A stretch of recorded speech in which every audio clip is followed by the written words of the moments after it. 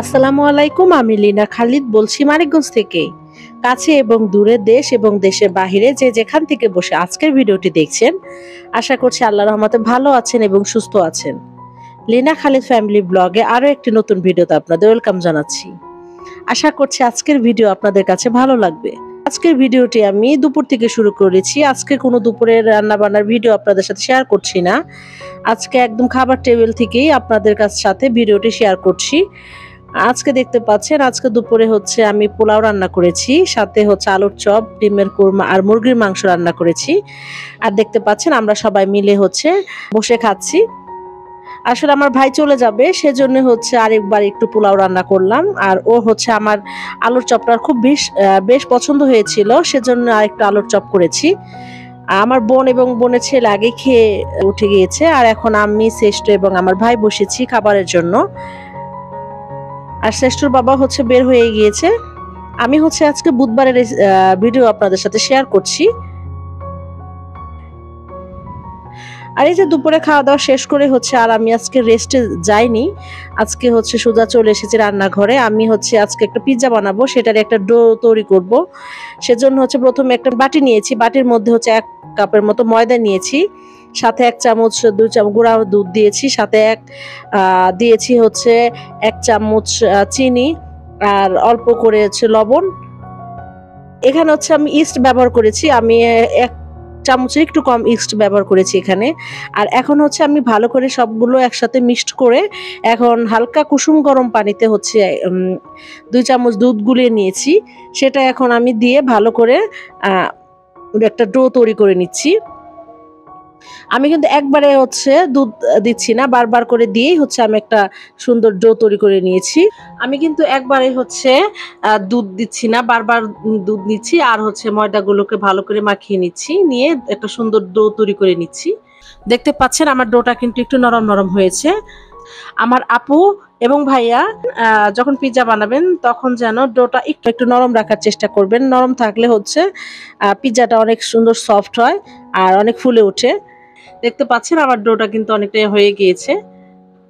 আমি এখন এর মধ্যে অল্প করে তেল মাখিয়ে নিচ্ছি, এতে করে ডোটা আরো সফট হবে আর পিৎজাটাও সফট হবে, খেতেও ভালো লাগবে, নরম হবে।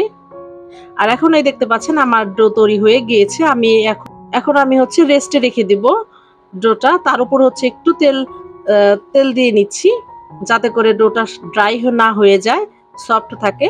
এখন আমি ঢাকনা দিয়ে ঢেকে দিব। আর আজকে হচ্ছে আমি এটা একটু হচ্ছে রাইস কুকারের মধ্যে রাখবো। রাইস কুকার অনেকক্ষণ আগে একটু হিট করে নিয়েছি, একদমই অল্প হিট করে নিয়েছি। তারপর রাইস কুকার কিন্তু আমি বন্ধ করে দিয়েছি।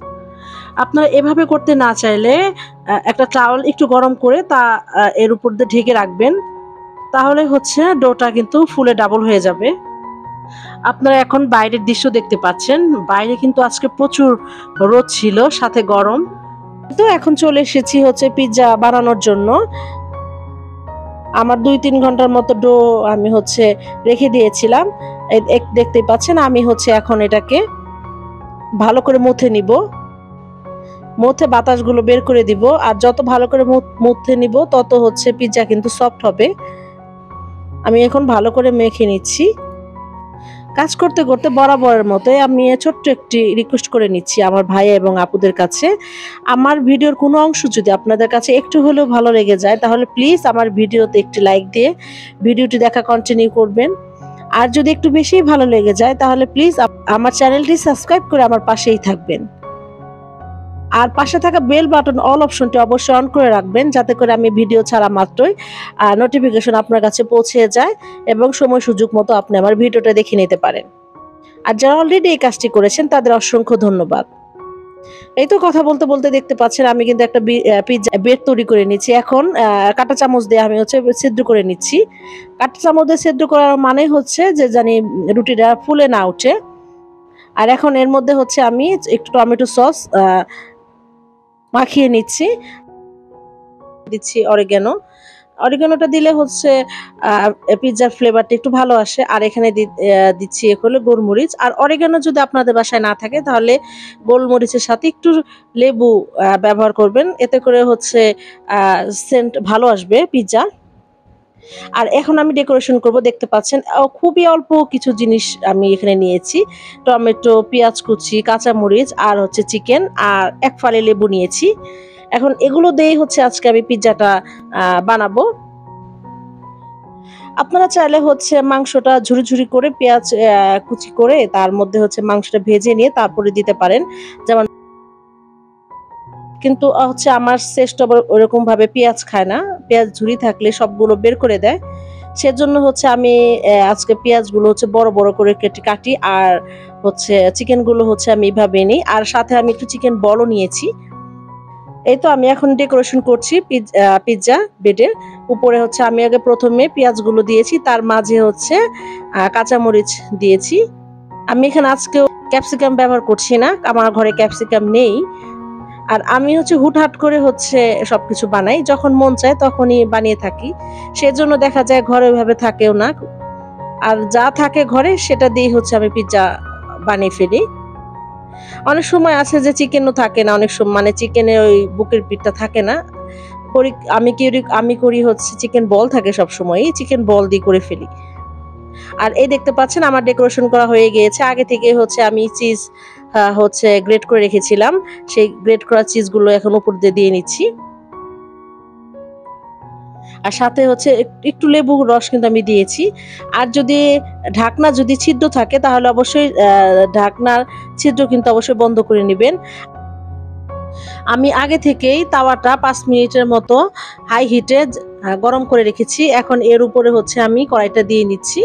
এভাবে হচ্ছে আধা ঘন্টা অল্প আঁচে রান্না করলেই আমার পিৎজা রেডি হয়ে যাবে। যখন আমি পিৎজার বেডটা তৈরি করছিলাম তখনই মানে অনেকগুলো কুকুরের আওয়াজ পাচ্ছিলাম আমার রান্নাঘরের পাশে, পিছনে, সামনেই আওয়াজ পাচ্ছিলাম। তখন আসলে খেয়াল করিনি, কারণ ভাবছিলাম যে ২-৩ টা কুকুর হয়তো ঝগড়া করছে। সবসময় করে, আশেপাশে থাকে।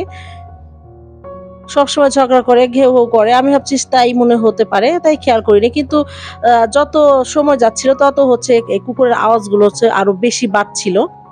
পিজ্জাটা হচ্ছে চুলায় বসিয়ে দিয়ে আমি হচ্ছে জানলা দিয়ে মানে উঁকি দিয়েছি। তখন দেখি যে এতগুলো কুকুর, মিনিমাম ২০-২৫ টা কুকুরের মতো একসাথে ঝগড়া করছে। আমি কখনোই মানে এতগুলো কুকুর একসাথে দল বেঁধে ঝগড়া করতে দেখিনি। আমি হচ্ছে সবসময় ২-৩ টা কুকুর কিংবা ৩ টা ৪ টা কুকুর দেখেছি যে ঝগড়া করে তারপরে চলে যায়। এখানে দেখছি যে দল ভিত্তিক এখানে ২ টো দল রয়েছে। মনে হচ্ছে যে একটা হচ্ছে আমাদের যে পাড়াটা আছে এখানকার একটা দল, আর একটা হচ্ছে যে আরেক পাশে একটা পাড়া আছে ওইখান থেকে হয়তো এসেছে ঝগড়া করছিল। মানে পায়ে পাড়া দিয়ে ঝগড়া করছিল। কিছু কুকুর হচ্ছে চলে যাচ্ছিল, আবার কিছু কুকুর তাদেরকে আবার নিয়ে আসছিল ডেকে। দেখতে পাচ্ছেন। আর প্রচুর ঝগড়া করছিল। আর এখান থেকে মনে হচ্ছিল যে সাদা আর কালো যে কুকুরটা এটা হচ্ছে একটু বয়স্ক কুকুর। ও যেন কি বলছিল ওদেরকে। তারপরে হচ্ছে আবার ঝগড়া শুরু হচ্ছে, আবার ঝগড়া করছিল এরা। অনেকক্ষণ ধরেই খুবই ঝগড়া, আর শব্দে মনে থাকতে পারছিলাম না এখানে। আর এই দেখতে পাচ্ছেন সন্ধ্যা হয়ে গিয়েছে প্রায়। তারপরেও মানে ওরা শান্ত হচ্ছিল না। মনে হচ্ছিল যে খুব বড় একটা সমস্যা হয়েছে ওদের মধ্যে, সেজন্য ওরা হচ্ছে দল বেঁধে এসে ঝগড়া করছে। আর সমস্যার সমাধান হচ্ছিল না, বারবারই ঝগড়া করছিল। যাক, বেশ মজা পেয়েছে আমার ছেলে এবং আমার ভাগনা। আমার রান্নাঘরে ডেস্কের উপর উঠে ওরা হচ্ছে জানলা ধরে ওরা ঝগড়া দেখছিল। আর আমি বাইরে থেকে ভিডিও করছিলাম, আমার একটু ভয় লাগছিল, মানে আমার হাত দুটো বাইরে ছিল জানলার পারে, ভিডিও করছিলাম, ভয় লাগছিল যে যদি আমাকেই না কামড়ে দেয়। যাই হোক, কোনো অঘটন ঘটেনি। এভাবে অনেকক্ষণ মানে ঝগড়া চলছিল। আমি একটু ভিডিও করে নিলাম, যে আপনাদের সাথে একটু শেয়ার করলাম যে আপনারা কি, আমার আপু এবং ভাইয়ারা, আপনারা কি দেখেছেন যে এতগুলো কুকুর একসাথে ঝগড়া করতে? আর যদি দেখে থাকেন কমেন্ট করে আমাকে জানাতে পারেন যে কারা কারা এইরকম যে কুকুর ঝগড়া দেখেছেন। আর যদি না দেখে থাকেন তাও আমাকে কমেন্ট করে জানাতে পারেন যে দেখেননি, ফার্স্ট টাইম দেখছেন। তারপর হচ্ছে যে বয়স্ক কুকুরটার কাছে যেন যে কি বলছিল ওরা। যাই হোক, ওদের ভাষা তো আর আমি বুঝতে পারিনি যে কি নিয়ে লেগেছিল কিংবা কি বলছিল। যাই হোক, দেখতে পাচ্ছেন আপনার সাথে কথা বলতে বলতে আমার পিৎজা কিন্তু অলরেডি হয়ে গিয়েছে। সন্ধ্যা হয়ে গেছে, মাগরিবের পরে এটা। আমি এখন পিৎজাটা তুলে নিচ্ছি। দেখতে পাচ্ছেন কত সুন্দর হয়েছে পিৎজা। আর অনেকটাই ফুলেছে আর প্রচুর সফট হয়েছে। আমি মাঝে মাঝে পিৎজা বানাই। আর এখন হচ্ছে আমি সবাইকে ডাকছিলাম যে টেবিলে আসো, কারণ পিৎজা কিন্তু গরম গরম খেতে হয়। আর একটা খুবই ভালো স্মেল আসছিল পিজ্জা থেকে। এই তো আমি এখন পিজ্জাটা কেটে নিচ্ছি। দেখতে পাচ্ছেন আমি কেটে হচ্ছে সবাইকে পরিবেশন করব। এক হাতে ভিডিও করছিলাম আর এক হাতে কাটছিলাম তো সেজন্য একটু সমস্যা হচ্ছিল। যাই হোক এই দেখতে পাচ্ছেন আমি কেটে নিচ্ছি পিজ্জা। শ্রেষ্ঠ খাচ্ছে তারপরে সবাইকে পিস, পিস করে আমি কেটে দিয়েছি। মোজারেলা চিজ দিলে পরে পিজ্জা কিন্তু অসম্ভব ভালো হয়। এই দেখতে পাচ্ছেন আমার ভাইগনা ও খাচ্ছে। আমার বোন, ভাই সবাই মিলে হচ্ছে আমরা একসাথে পিজ্জা খাচ্ছি।